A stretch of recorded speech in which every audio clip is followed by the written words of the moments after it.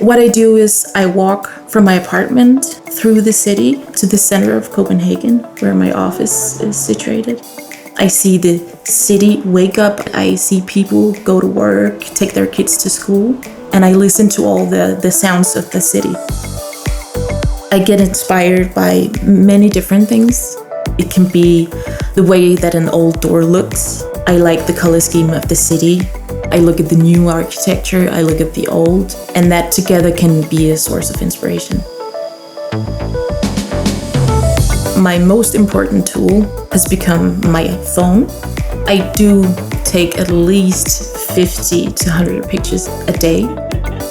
I'm from a very creative family, and I've always been taught how to reflect on how things are built. Is it in harmony?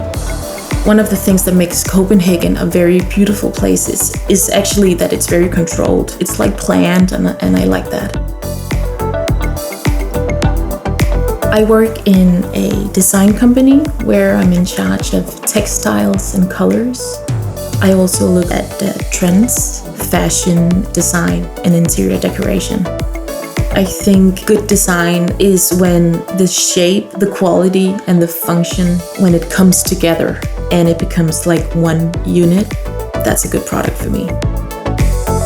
When I work, I use music to get in a certain mood. I think that is what music is really good at, is creating an atmosphere.